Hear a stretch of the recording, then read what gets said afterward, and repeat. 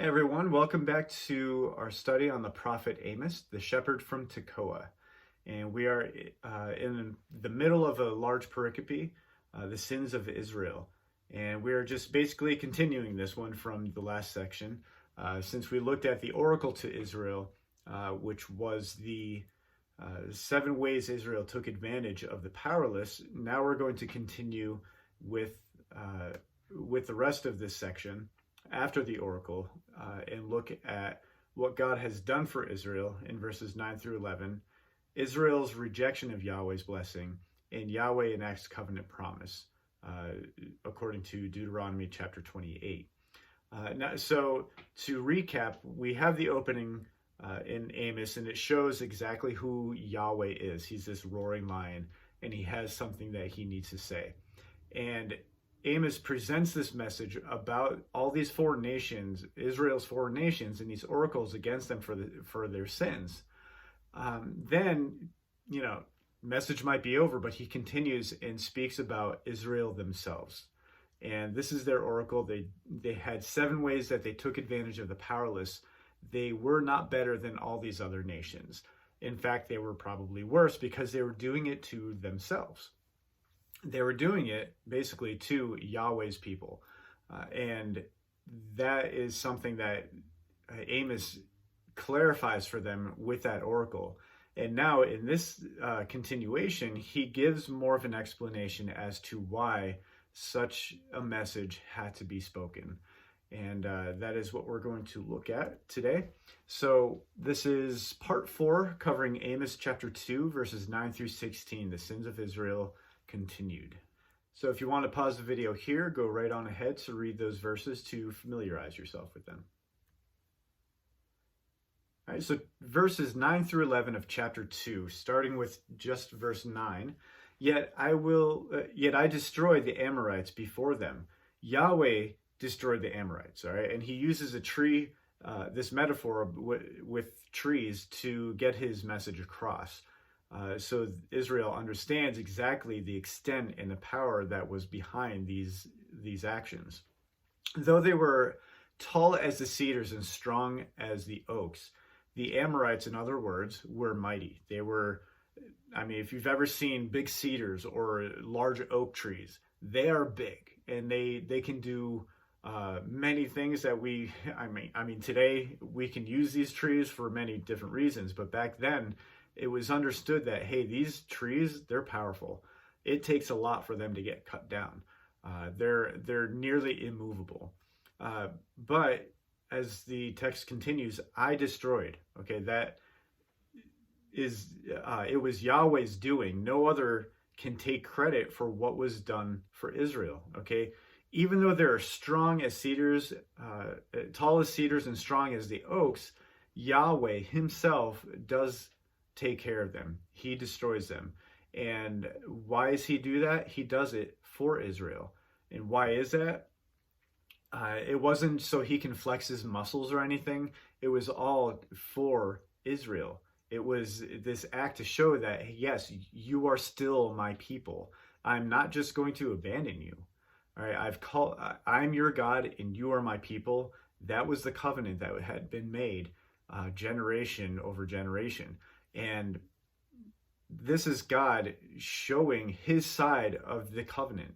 He was going to take care of them. The Amorites are in the way. They are a hindrance. They're a danger to Israel. So what does Yahweh do? He takes care of them. All right, so their fruit above and their roots below. Not only would the Amorites not prosper, they would not recover as well. And why is that? If Yahweh is going to eradicate something that is a hindrance and a danger to Israel, he's going to make sure that they cannot come back up again to do the same thing to Israel. And that's why the language here, their fruit above and their roots below, is very tough. It's very rough to maybe just accept. Is this really a loving God? He's loving on Israel. All right, he made this covenant and he is holding it with Israel. The Amorites, all these other nations that Amos gives these oracles to, he didn't have the covenant with them. He chose Israel. And what has Israel been doing? Completely ignoring the covenant altogether. And in fact, they've been doing all these things, breaking the covenant by taking advantage of the weak who are a part of their own people. That means they've been doing it to Yahweh's people. All right. So, yeah, all these other nations, they have things going on. But here's Israel imploding on themselves because of how they've been treating their fellow person who is God's people. All right. So that brings us to verse 10. Yahweh brought them from Egypt, gave them the land of the Amorites. I brought you up out of Egypt. All right. And this is recalling the Exodus story. And it's something familiar to Amos's audience. These are the Israelites. They know that history. They've been told the stories over and over again. What did God do? What kind of stuff happened when they were leaving Egypt? And led you 40 years in the wilderness. All right. Not only did he take them from Egypt, from that slavery, in order for them to be God's people, he also provided for them because, again, that was part of his covenant with them. Since they were his people, he would take care of them. To give you the land of the Amorites. So not only is there freedom and provision, but the war booty was gifted from Yahweh to Israel. Israel did nothing to deserve it. They did nothing to earn it. They were just, this is my gift to you. Yahweh giving the land to Israel. All right, and that brings us to verse 11. Yahweh provides prophets and Nazirites. I also raised up prophets from among your children. All right, and what's the role of the prophets? They are a spokesperson on behalf of a deity, in this case, on behalf of Yahweh. And Nazirites from among your youths. Role of a Nazirite? A separate one, or a class of people dedicated to God, that is to engage in additional practices separate from what Torah required of them. All right, and some examples of the word for a Nazirite. In Genesis 49:26, the word prince is translated from the word that we get the word Nazirite. In Leviticus 25, verses 5 and 11, the untended vines, all right, they're like the untouchable ones, all right. And then in Numbers chapter 6, verse 2, dedication, note man or woman, all right. So a Nazirite could be man or a woman. And all of chapter 6 in Numbers concerns how a Nazirite would dedicate themselves during and after the special vow. All right. But about these prophets and Nazirites, they were from among your children and among your youths. All right. Dedication was even exemplified in those who were not as able and maybe not as willing, perhaps. But the thing is, you don't have to be an adult. You don't have to have this license or anything like that to take a Nazirite vow. If you want to make that dedication, that's what you do. You just do it. The text continues, is this not true, people of Israel? Declare the Lord. It is too obvious to deny. All right, so he goes about and says, like, hey, all this kind of stuff happened. All right, I brought you out of Egypt. I provided for you in the wilderness. And I gave you this land. I even gave you prophets and Nazirites. And I even took care of all the Amorites so you could have all this stuff. Okay. So the question is that true or not? And the only answer that they can give is, well, yeah, that is true. All right. So people of Israel, is this true? Declares the Lord. It is too obvious to deny. So as a result, we get to chapter 2, verse 12, Israel's rejection of Yahweh's blessing. All right, so all these things that Yahweh provided for them and did for them, this is their response. In the first one, but you made the Nazirites drink wine, as is forbidden of the vow according to Numbers chapter 6, 3 through 4.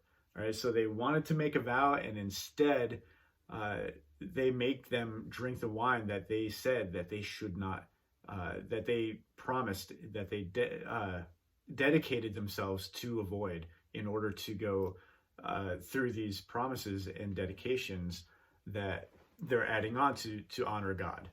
All right, and number two, and you commanded the prophets not to prophesy. Literally, we do not want to hear God.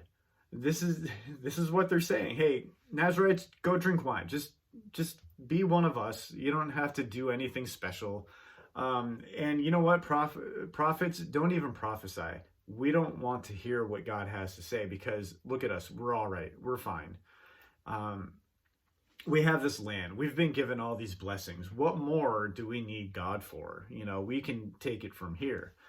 Number three, Israel rejects Yahweh despite all the incredible things he has done. They want no relational tie to Yahweh. They do not want to identify with Yahweh. So that is their response. Everything that God has done, they turn around and say, we want nothing to do with Yahweh. So that brings us to verses 13 through 16. Now, the Lord, Yahweh, he's responding to their response to his blessing. And what is that? Yahweh enacts covenant promise. That is in Deuteronomy chapter 28, a weakening army. Now, if you want to pause the video here and read through chapter 28 of Deuteronomy, go ahead. You'll have. I'm not going to refer much to Deuteronomy 28, but there's going to be a lot of things that echo from Deuteronomy 28, because that is, if you don't follow this covenant, this is what's going to happen. So, if you want to do that, go right ahead. But for now, verses 13 through 16. Now then, I will crush you as a cart crushes when loaded with grain. All right, and this is referring to the infamous earthquake that we learn of in the beginning of Amos 1:1. Note the irony. Israel is heaping the heavy load on themselves. Once the cart is crushed, there is no going back. All right, so they're putting all this stuff on themselves because they know all those other nations, all the foreign nations, they didn't know. They didn't have the Torah, the oral Torah or the written Torah. They didn't follow anything that had to do with what Moses had left them. They didn't make a covenant with Yahweh. They had all this other stuff going on with all those other false gods. And instead, Israel does have it, and instead they are just rejecting it, and they're basically asking for all of this stuff to happen to them. All right, so once the cart is crushed, there is no going back. The swift will not escape. All right, what's happening with this weakening army? The swift will not escape. Their quick reaction will not matter. It's not going to be quick enough. Even if it's just a snap of the finger, it will not matter. It's not quick enough. The strong will not muster their strength.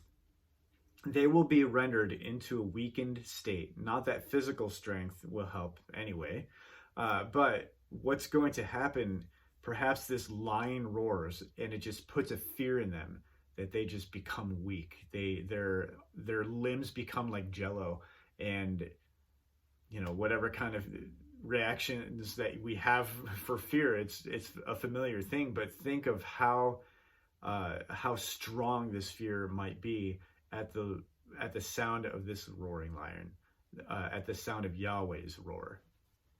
All right, and the warrior will not save his life, likely referring to a champion's fight. All right, so maybe two armies come together, and they, instead of all these people going into battle and dying, we'll just have the best of the best, just 1 versus 1, and see. We'll let that be the deciding factor.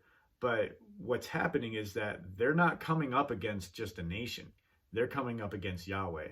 And their arrogance even believes that they can, whatever's going to happen, we can take care of it. But they're not understanding they're against Yahweh. Everything that they're doing has been in rejection and against Yahweh. So that's the champion. Don't think that they realize that because, they maybe wouldn't want to go up against Yahweh then. But then again, maybe they have a false perception of Yahweh. That's also another possibility. All right, the archer will not stand his ground. No preemptive strike to aid ground troops. All right, they're going to see what they're up against and be like, you know what, I'm backing off. I'm gone. I'm getting out of here. And you know, years and years later, when they're brought into exile, they can't even run. All right, they can't even get away from what's happening. All right, so the fleet-footed soldier will not get away. No skill will outdo the enemy. All right, so when the Assyrians come, they're not going to be able to run away. And we're going to look at a section later on in Amos where there's so many people brought into exile from Samaria, and they're brought out by the Assyrians that they run out of like bounds, like chained up and everything, to the point where they have to use like fish hooks and stuff like that and bring them out of the walls, bring them through the broken down walls. And just the image of what's going on here, like, hey, you're not going to be able to run away. The army is not going to help you. And that image is elaborated on further later on in Amos. All right. And the horseman will not save his life. The most advantaged fighter was at a disadvantage. All right. Like, no matter what they do, no matter what kind of skills they have, they're still at a disadvantage. And continuing on, even the bravest warrior will flee naked. Even those who would be, without a doubt, victorious in battle would be humiliated and take flight. All right.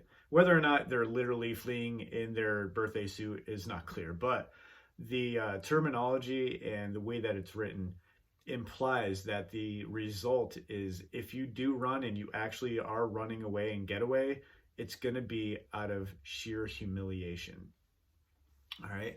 On that day, an eschatological term for the moment that God shows up. Right? May not in this portion of Amos. May not be alluding to the end times or anything like that, but it's still an eschatological term that reveals this is the moment that God is going to show up, and declares the Lord. That is the confirmation that these are Yahweh's words, not Amos's, nobody else. All right, so Amos relays this message, declares from the Lord that this stuff is going to happen. And do they listen to him at this point? Well, as we find out later on, no, they don't. And he has to continuously give message after message. And from this point, after the oracles and the explanation to why Israel has this oracle, in this section, the explanation, it continues on and on and on, and targets and is a message targeted to certain individuals and certain groups, and identifying exactly what they are doing, all in the name of Yahweh too, in some areas.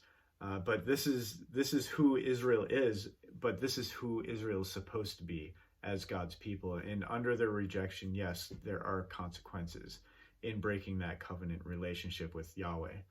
All right, so this is a situation that Amos gives them, clarifies for them, and yes, they do reject him.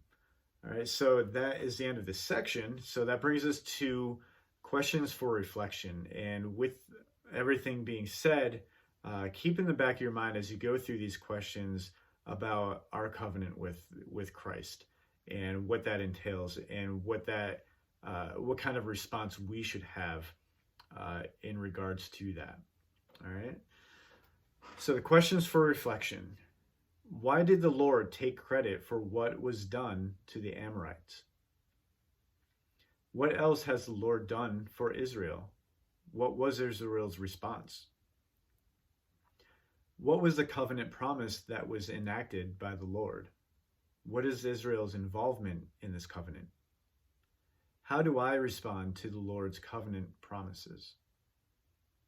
All right. Thank you for listening in. We'll see you guys out there. God bless.